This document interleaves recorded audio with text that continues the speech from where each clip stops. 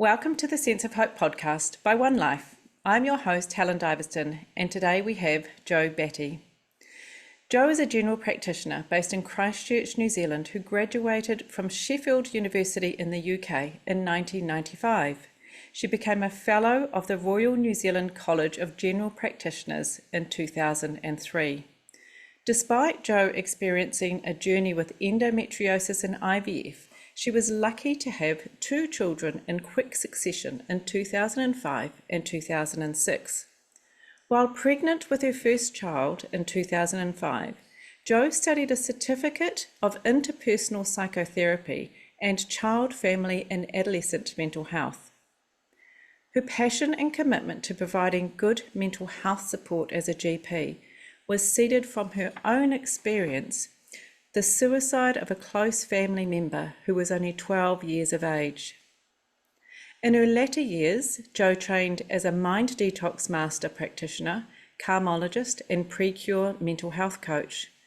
More recently, Jo has completed the Certificate in Psychedelic Assisted Therapy, PAT, with Mind Medicine Australia, is training in internal family systems and is currently involved in psychedelic research in New Zealand, Aotearoa. Jo has been influenced by the work of Professor Julia Rutledge from the University of Canterbury, Lisa Rankin, Gaba Mate and Bessel van der Kolk. She's had a regular meditation practice since 2012 when she started meditating alongside her sons to support the process of dissolving the nuclear family with separation from her children's father. Jo continues to work as a virtual GP so that she is able to support vulnerable communities. Jo is passionate about supporting women through struggles and transitions to create harmony with natural cycles so that women can thrive well into their wise woman years. I really like that. Jo is committed to offering education, advocacy and integration therapy with the hope that we have safe, affordable and effective use of psychedelics as therapy in the future. Jo endeavours to bring the heart back to medicine, ensuring that people feel seen, heard and understood. Jo understands that optimum mental health outcomes involve wraparound community support, good nutrition, movement with somatic experiencing and biohacking the vagal nerve. Welcome, Jo, to the Sense of Hope podcast. Wow, I'm really excited to share with you. Thank you for the invitation. Yeah, I'm very excited about this topic. And we are going to be talking a little bit about psychedelic therapy. And one of the first things I really want to emphasize to the people listening to this is that we are talking about psychedelic therapy as a therapy that's actually used in a legal sense, not what we would call underground or illegal use of psychedelic therapy. So I think it's really important to put that out there right in front, and just to remind you when you're listening to this podcast that this is a very safe way of using therapy, and we'll talk a little bit about that as we go through. So Jo, one of the things I'm curious about, I've listened to this introduction and who you are, and I think, well, obviously at one stage you were just an ordinary GP doing ordinary practice, and then somehow you've really embraced a different way of working.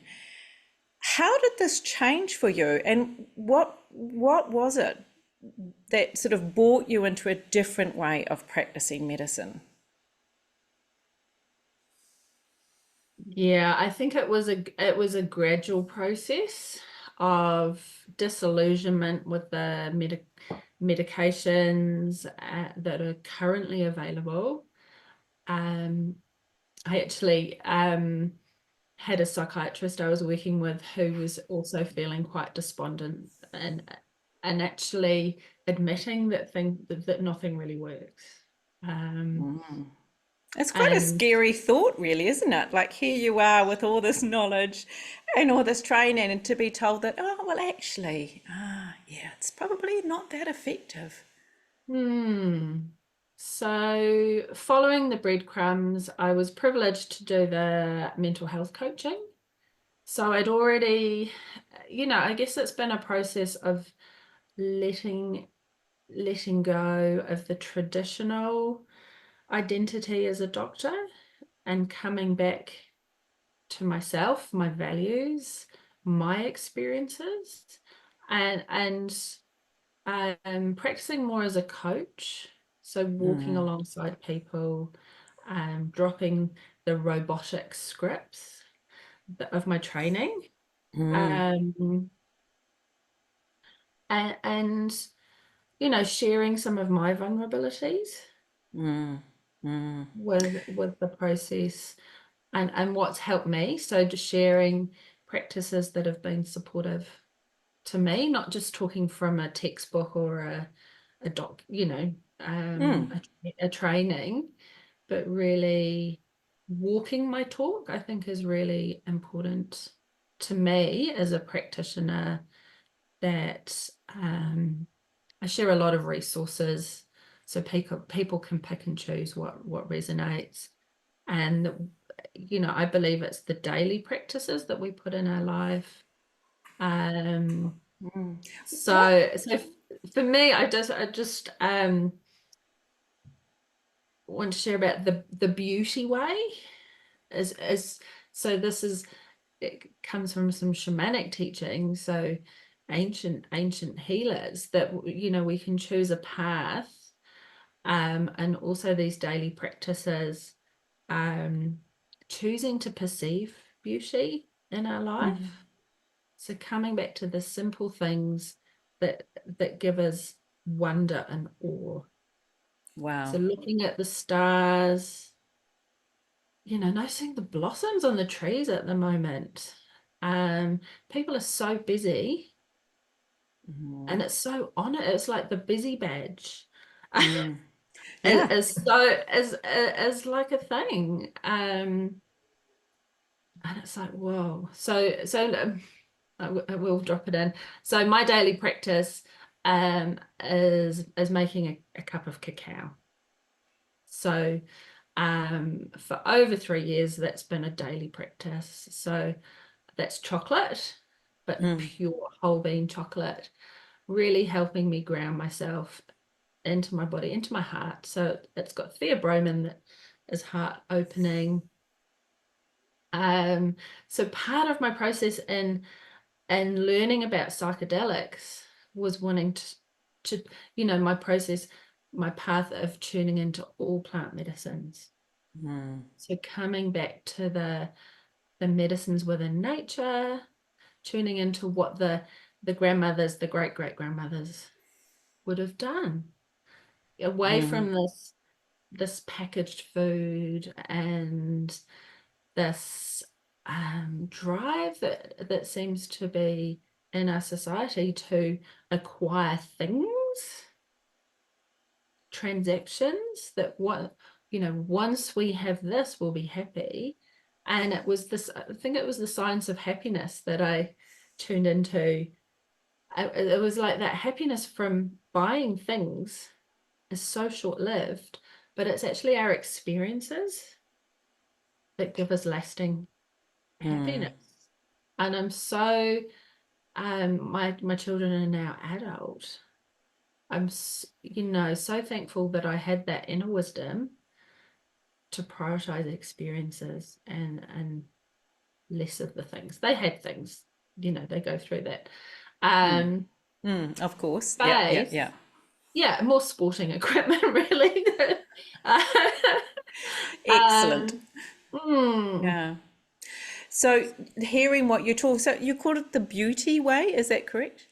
yeah, so I guess it's kind of, so what we focus on grows. Yeah. Yeah. So it's a Yeah. bit like the modern day thing is like I've been taught about, gratitude or Mm, finding the joy. My thing's about finding the joy in the little things. So it sounds very similar, just mm, stopping and noticing what can I notice right now. What can I think about that I'm thankful for in this moment? So name 3 things that I'm thankful for, or what can I notice right now is something that brings me joy, or that I find, gives me a bit of awe. So it sounds quite similar, and it's actually a very powerful exercise. Yeah, so I think it's kind of also those self-care and choosing what we wear and being able to shine in that way. So it ripples out, and I find um just choosing a compliment, Mm, noticing that beauty in other people lights lights them up, and then it can ripple out. So really trying to be the change mm, that I want to see in the world. So I'm mm. quite passionate about social justice as well as Yeah, yeah, advocating, educating, and health literacy. yeah, Yeah, yeah. rather than this being this power over um knowledgeable, like when people, they don't say it so much, but you know best, doctor. The You older know that. generations still very much have that, I think, going Yeah. on. And I think being aware of when I was a junior doctor and people would say, "Oh, you're a bit young to be a doctor, aren't you?" So it was almost like I put on this jacket, this kind of mask to yeah, to bolster myself in this Mm, script. mm, And now I'm really excited and curious when a patient comes with research, and wow, I might learn about, I'm open. The more I learn, the more I realize I don't know a lot. mm, And just being a lifelong learner mm. is That so, sounds. yeah, so important. I'm really curious to know how has this or has this not fitted with other colleagues of yours? Because I imagine that, I don't know, there might be some comments about the way you are choosing to practice medicine. How have you found that? Are colleagues accepting of what you're doing, or has there been a little bit of like, oh, Joe, she's a bit fringe, or what has your Mm, experience been? I guess over time, yeah, I've evolved, and I've always been a contractor if I've been in a practice. Um, so it used to, for 12, for 12 years ago, it would be people just wanted the script. And then I'd talk about mindfulness, and it was like people had already glazed over. They just wanted a quick fix. So, there were the odd few people who would come back and say, "Oh, I've been doing this, Great. and it's really helped me." Um, yeah, and then I'm kind of thinking about um, talking about somebody with a cough and like, "Oh, are you still smoking?" And they go, "Oh, yeah." And I'm, that coach way of saying, "Hey, look, I'm not here to judge you." Um, finding whether they're ready to make changes, that it helps with the nicotine helps with stress. Okay, Mm, well, let's see how we could relieve stress, and talking to patients about how much money they would save by not. And yeah, so um yeah, just meeting people where they're at, and it's like, okay, yeah, I understand that.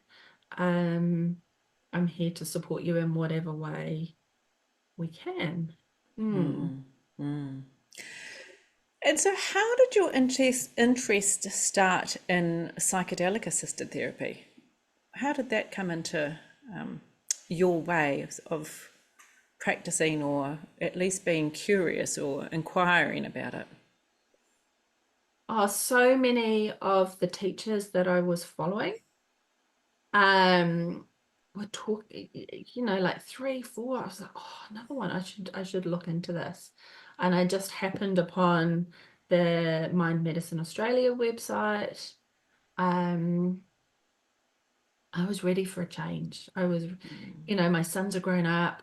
I've got less responsibility. It was a bit of an adventure to go to Australia. And it was very interesting how I think there was about at least 40 of us So there were counselors, psychologists, psychiatrists, and just how they opened up. So there was still a lot of data that we went through, and then we watched videos of therapy sessions, and then really opening up. I took some cacao with me. So we did as our training, we did breath work. We did a beautiful 3-hour holotropic breath work where we in threes we took turns. So 2 of us were sitting, if you like, being the therapist. So we were then able to be part of a study for well persons through Monash University. So that was also part of it. But my I guess my personal experience of psychedelics came from being in university when the rave culture exploded, Manchester, Sheffield, and then more recently being an inadvertent trip sitter for people within my community, and actually seeing how those people lit up. Something opened up for them, and then create, opening up a path back from, maybe a dark place of trauma. And so it really resonates with me. They're bringing that spiritual part of the preparation. They are reconnecting participants back to cultural identity in a decolonization process. So part of healing globally, I think, is acknowledgement of the deep, deep pain, the wounds that have been created by these colonizers, that, the African people, slavery, the annihilation of the First Nation people in America, the Europeans in South America, this assimilation that the Christianity mindset kind of lost its essence, I think, that we know best. It's that same. It is the same, isn't it? It's that same model almost. Coming in, we know best. We'll, just listen to us and do as you're told. Yeah, so interesting. I can So see. what kind of ignited my furthering my spiritual path was tuning into a prophecy, the eagle prophecy from the turtle clan of the Mohawk people. So this was from 1994. So I have a beautiful Pahutakawa tree in our garden, and she flowered in July. She has continued flowering. Wow. So the part of that prophecy was that when the plants, when the trees flower twice in one season, this is a signal that it's time for ancient knowledge to come, that it's been kept safe, it's been kept secret, and now it's time that, and that's what I feel, that we're on this really big tipping point, that there are quite a few South American Indigenous peoples talking about some of their practices protecting nature and the connection between what we do to our rivers, mining, and what happens in the mountain, and that's they see the changes in climate because of what's been done to the land. So if we look at the eagle hoop prophecy, there are 4 sacred gifts, and the first one is forgiving the unforgivable.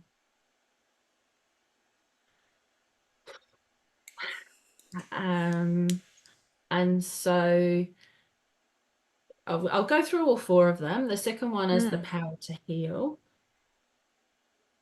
the power of unity, and the power of hope. Wow. And I think that's appropriate for the sense of It hope certainly is. Yeah. podcast. And so how I see as creating unity is to actually have our own choices, be comfortable in our own identity, then we're more accepting of difference, and we can see and hear other people, and this sacred reciprocity. You know, if we have the right relation with the ancient knowledge and the indigenous people that have kept that knowledge safe, then we can come together. So Kotahitanga is the Māori word for unity, togetherness. Right. As a loose translation, obviously, Te Reo is a beautiful, multifaceted language, but for me, that is my intention with my work going forward. And I think my biggest challenge has been being a single parent, and going through an early menopause. I'm moving through that rite of passage, and rather than my, the way that I got through things from being a teenager was pushing through, I'll show the doubters, and like having this armored way of punching through the academics. And so really what's enabled me to heal that is coming back to being able to receive. And that process was from sitting in circle with other women and hearing their stories and having that validation that it was okay to talk about these hard things. So family violence, sexual harm, and really knowing about what consent, what that really means, which we weren't taught as young women. We weren't taught about a period really, but we were just taught to hide it and that it was secret, and we certainly weren't told about talking about our own pleasure. So this kind of process of sharing in circle allowed me to release my own sexual shame and realize that it wasn't mine to carry. So moving forward with really healthy boundaries, protecting my energy so that I'm there, present for people that are asking for help, and really being able to discern who's ready to hear what I have to say. You can tell. I'll plant little seeds, and from the response you kind of know who's ready and who's not. Yeah, so just trusting in that ripple effect. We've got some amazing kaupapa here in Aotearoa. She is not my rehab. Just awareness. It's not just addictions. It's the family violence. It's so coming back to Rose Perry, she taught about how important it is what our children hear, what they see, we need to protect. And I think when we talk about mental health, that's what we really need to focus on, early childhood. And that knowledge that those first 1,000 years, not years, the first 1,000 days, That'd be good first too, 3 but yeah. years, that attachment relationship is so much more important than the things and the that we provide for our children. So really bonding. So my first baby was Prem, and it was such a gift to have learned about attachment theory, skin to skin, just talking to him like I would read in the neonatal unit, because I don't really know what to say to my baby, this little baby, and he at home he would cry, and I planned to do singing lessons, but I would sing, "Oh, I do like to be beside the sea."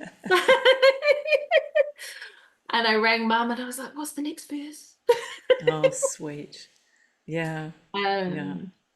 So that came up, the brass bands play tiddly, bom bom. That's from my origin. My homeland is that brass band, so I brought that into my parenting. Fantastic. In times of It sounds like your journey came from a very personal space, and the changes that you've brought into your medical practice have really come from a very, very personal space. And I think, in honesty, that most cases this is how it occurs. It doesn't really come externally to us, it comes from an internal place where we experience maybe a challenge, but then we experience a growth, we experience some healing, and then we're like, oh, once we've experienced that, we're qualified to actually share and encourage and invite other people to take part. And this doesn't come from a textbook. No. Yeah, I think that's so fascinating that other people I've spoken to as well, their changes in the way that they practice has come from personal growth and personal experience. And as challenging and as difficult as that is, it is such an incredible gift to then be able to say, I've been through this too, and here's what I've learned, and here's what helped me, and maybe I can help you. Doesn't really fit into the medical model, but I think there's a lot more people that are allowing those boundaries to be a little bit blurred, and it's not a robotic script, as you say. So one of the things I understand about, if we go back to the sort of the therapy and the psychedelics, and one of the things that I that really changed my mind about psychedelics in the way of therapy is reading Michael Pollan's book, How to Change Your Mind. I was very like, oh, I don't know about this, so I don't know if this is a very good idea. And then I read his book and I was just like a complete convert and saying, we need to be investigating this. Why aren't we doing more research? We really need to be bringing this into psychedelic treatment and into psychiatric treatment, because Lord knows what we have isn't working very well. And the research around this that they've done back in the 60s, or 50s even, 50s, 60s, 70s, seems to be pretty sound and pretty amazing. So I'm very pleased that we're getting into the research again. And you've really mentioned this briefly, but the other thing I'm always interested in is that when you have a experience or you have a therapy session, And this is another thing we have to be careful for, that it doesn't get put into a medical model, because it's very much about set and setting, isn't it? I understand. But that's a little part of it. So set is the mindset. So that's where the preparation is so important, that somebody has the tools to navigate a potentially challenging experiences. So we might teach mindfulness, breathwork techniques. So my vagal nerve biohacks, I talk a lot with patients about breathing, filling your belly when you breathe. So I can drop that mind-body connection. I can drop somebody's blood pressure by 20 by just getting them to do that. That's my own little clinical research trial.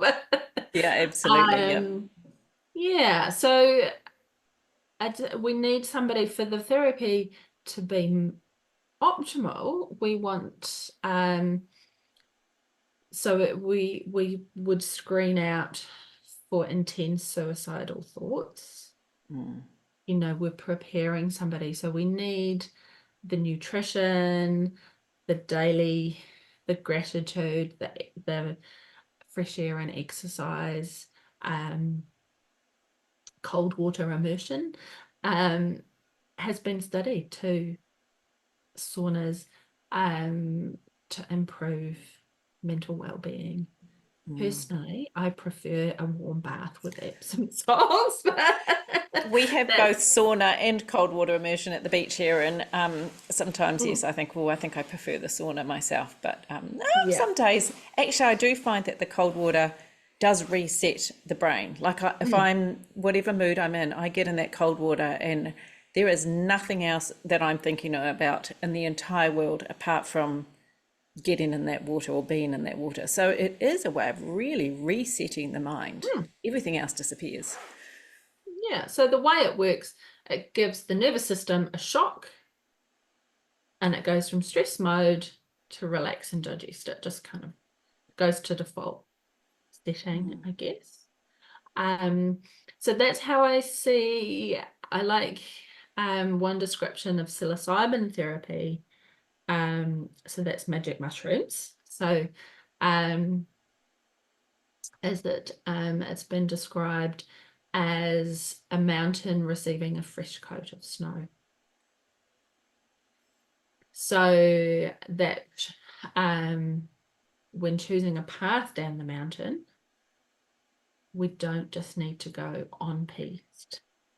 We can choose a new way of doing things. There's still a lot of research going on with how psychedelic medicines work. So I guess we've got the classic psychedelics would be magic mushrooms, psilocybin, LSD.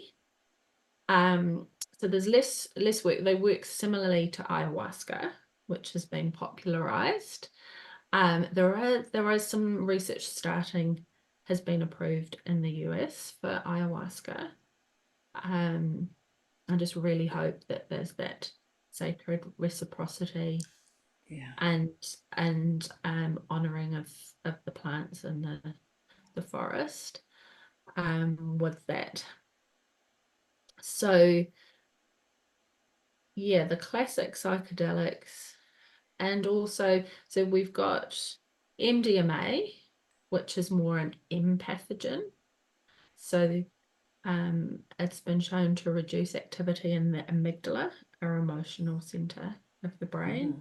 So it is quite effective for PTSD, traumatic experiences, because it means that the person is able to look at that trauma rather than without the medicine. They might get too overwhelmed to even be able to go there. So it's part of the medicine is part of therapy.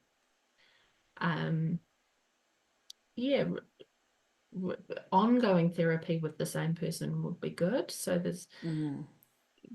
these retreats, you kind of do that, to get transplanted for a weekend, and then this is where the integration specialist can come in. So I am able to offer that to people that have had experiences where they're struggling to make sense of what happened to them. Mm. So we've got MDMA. Ketamine is legal in New Zealand, so it has been used. There is a push by, I think it in the US, to actually push it without therapy. Right. Doesn't So seem wise. this is my concern, is that it's, particularly in the US, it's been seen as an economic growth Right. industry potential. So basically making money for Mm. privileged people that can invest in this sort of thing. So that's what I would dearly hope. Here we can avoid that being just for the privileged Mm. people. So this is the problem. It's been, so MDMA has been legalized as a therapy for PTSD in Australia, and psilocybin for treatment-resistant depression. So it was the research was, it's just purely that the research had come out for those two things. So it's certainly looking like psilocybin can be effective for most of the mental health disorders.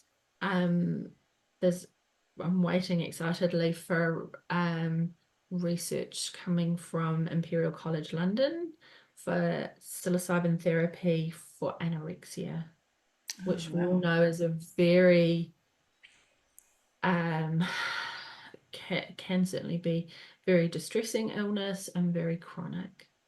Yeah. So these And kind of, life-threatening. Mm. yeah. And So life-threatening, yeah. the, potentially helping with those ruminating thoughts.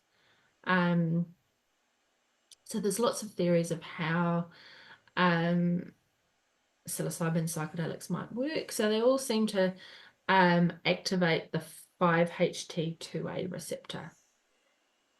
So this receptor is widespread within the brain, and when we compare that to the treatments we already have, which tend to be serotonin reuptake inhibitors, SSRIs, so your Prozac and that family of medications, they just basically increase the amount of serotonin in the gap. Mm. So in the gap between those nerve endings. So it's not surprising that we might notice a bit of an effect, whether that's a placebo because we've, oh yes, take this will and I see people giving prescriptions because doctors are uncomfortable with emotions. As a Mm. society, we're uncomfortable with strong emotions, so it's easy, we get them out of the room. Yeah, and I think people You can put, themselves also want a prescription, don't they? Because mm, they don't want to feel how they're feeling, and we have the expectation that we'll go to the doctor and the doctor will make us better with a pill, mostly a quick fix. a Yeah, quick fix. Yeah. yeah. So they have shown on MRI that with psilocybin compared with placebo, there's this connectivity in the brain. Mm. So there's been a lot of talk about resetting the default mode network, but actually a lot of medicines also do that. Mm. So there's another school of thought that talks about the thalamus as a sensory gateway. So that might explain why when we take these medicines, we have an enhanced sensory experience. Because it affects the thalamus. Hmm, Yeah, that's okay. yeah, that's one hypothesis.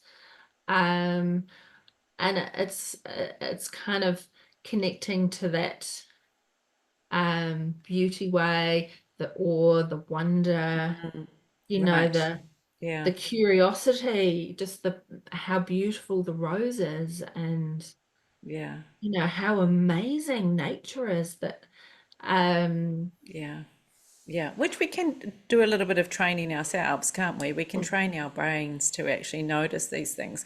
Can I just jump back for a minute? You said the default mode network, and I know a lot of people are going to go, the what? Are you able to explain that? so I guess that is so if we go back to attachment and our early experiences, um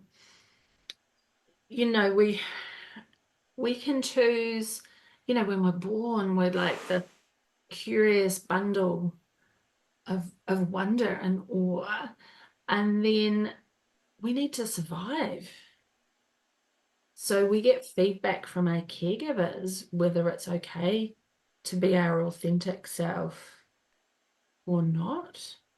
So this is how we pick up often toxic beliefs that we're not good enough, that we have to perform to get our needs met. Um, so yeah, these default ways of being comes from survival. And if we think about trauma not being what happens to us, but the way we have to adapt Right. because of that event. So if something scary happens to us and we have a safe adult who believes our experience and then keeps us safe, we are likely to be able to heal from that more easily. But if we've got a sensitized nervous system because of being exposed to drugs or alcohol in pregnancy, or stress during pregnancy, family violence, or even we know that generational trauma from the world wars or is passed through our DNA. We're getting Yeah. quite good evidence of that. And Gabor Mate discovered that he was addicted to work. So addictions are a defense. We and this is, my hope for society is that we can reset our dopamine reward system so that we don't need to scroll, to numb, to gamble, to eat toxic food. Alcohol is it's legal, it's acceptable, but it's a toxin. I'm shocked how many parents think it's okay that their children drink. Um, Or binge drink at least, that culture of binge drinking under and under the age of 18, we know it's permanently damaging to their brain. yeah. We know that cannabis can permanently reduce their IQ by so many points. So both are not cause adversities, but it's that, oh, we did Yeah. it. Yeah. Yeah. We did, just like we didn't have seatbelts in the cars when we were younger and we're Yeah. fine. Yeah. So, So I just yeah. want to go back there to the trauma conference was here in Christchurch in March, and we had Bessel van der Kolk, and he describes psychedelic assisted therapy as equivalent to antibiotics being discovered. Wow.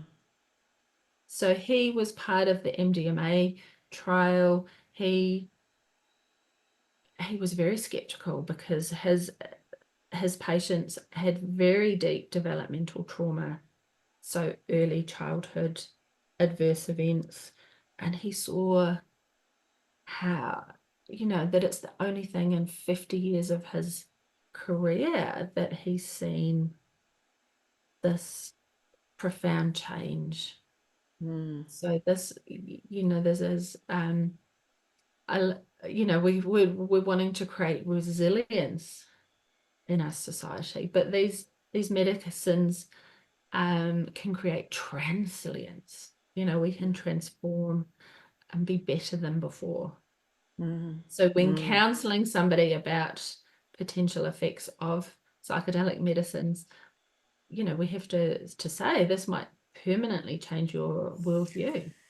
Yeah, I think that's so fascinating, isn't it? Because it can be something that is a life-changing experience for someone. Mm, And the other question I imagine that people are having is, okay, so we know that, alcohol has its downsides and we know that cannabis has its downsides. What do we know about the negative effects, perhaps, of psilocybin therapy or psychedelic assisted therapy? Because, we need to obviously look at the good and the bad of what yeah, what so could I be. yeah, I personally resonate with psilocybin. Um, so I think it's the least likely to be abused. And I think it's exciting because it's available, it grows naturally all around the world. So this hope that it's not going to be this expensive Yeah. patented um product. And I guess I just want to have a caveat that before picking and consuming mushrooms, to be absolutely sure that What you're that doing. you're identifying it. There was a case in Australia where there was a fatalities from that. So drawing on a knowledge base with that. So the incidence of so HPPD, which is hallucinogenic perception, persisting perception disorder, Right. happens in less than 2% of cases with psychedelics. So it's just being aware. Um, we don't necessarily, because it is such a low risk, we don't necessarily need to make a big thing about that. So pretty mild side effects like headache, nausea, um, the potential for quite a challenging Mm. experience. And then we would discuss that people might feel disappointed if they've prepared for this huge experience and it's quite tranquil and um so that's where the integration phase of the therapy. So it would generally be at least 3 preparation, 3 integration sessions, and weaving in the the models of therapy so that people have a benchmark. So as a therapist, we would go through timeline of potentially traumatic, sensitive events in the life. So we're familiar with that person's history, what might come up. So Mm. we might need to ask that person to move towards that experience, to be Yeah. like, it's okay, you're safe here. Um, be curious. Um, so having that heads up with a timeline. And so internal family systems really resonates with me. So I'm planning on ongoing training with that. So that's really um, looking at early experiences. So that inner child, so those early childhood experiences, but any other wounding that we might be protecting. So in IFS, addictions are felt to be potentially what are called firefighting, reactive parts that are really, they come out when that inner child, they're so scared that the inner child can't take anymore, that they're there to numb and protect. Whereas the IFS model is really nurturing the self energy. So that's the compassionate, curious, calm, clear adult self. So actually, hey, it's okay now. And We're I guess safe. it's safe, and Yeah. helping people reparent themselves.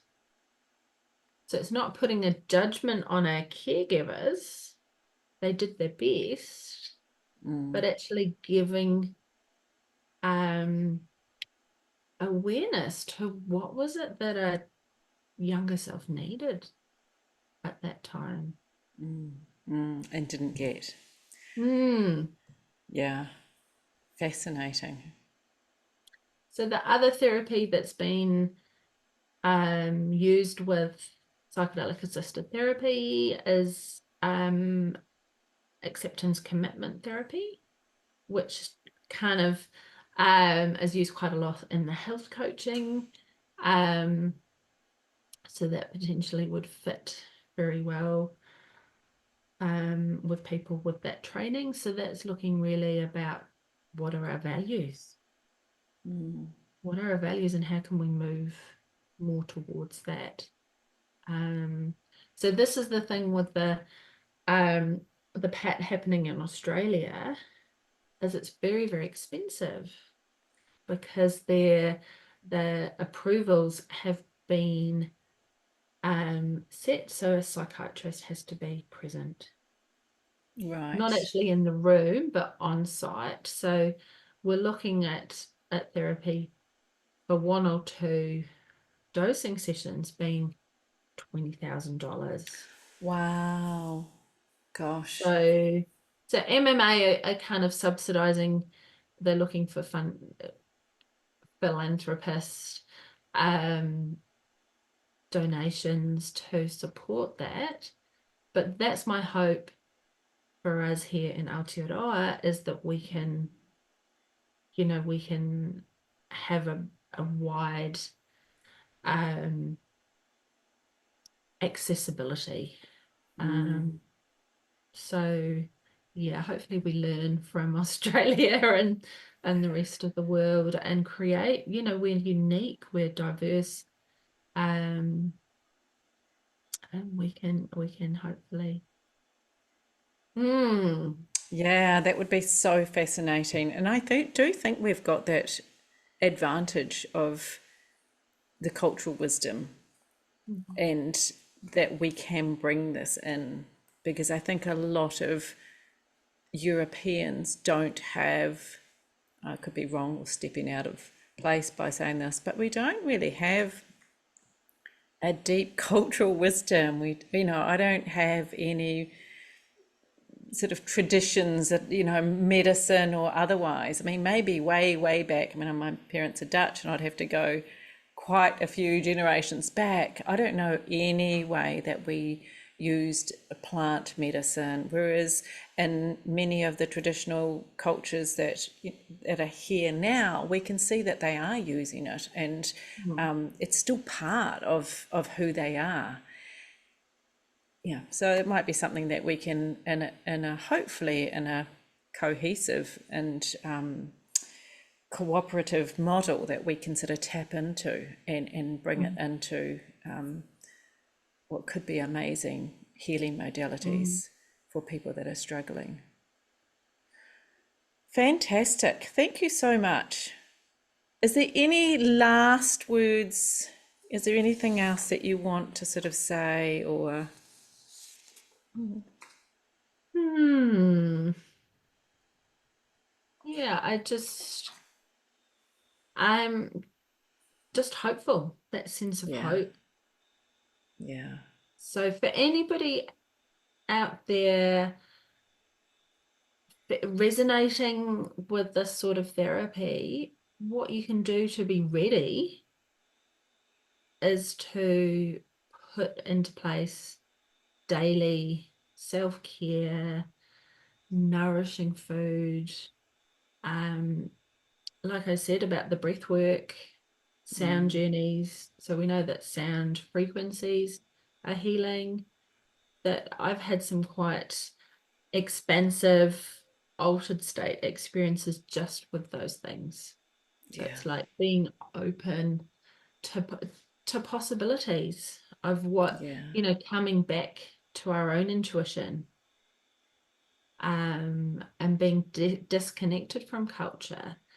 But European cultures, we had herbal medicine, um, we had the witch hunts and that sort of thing that yeah. suppressed. That's how Um, far back we have to go. yeah, and the Druid, the Celtic cultures, um, my little homeland of Yorkshire probably had um a little area that wasn't invaded. We come from the moors.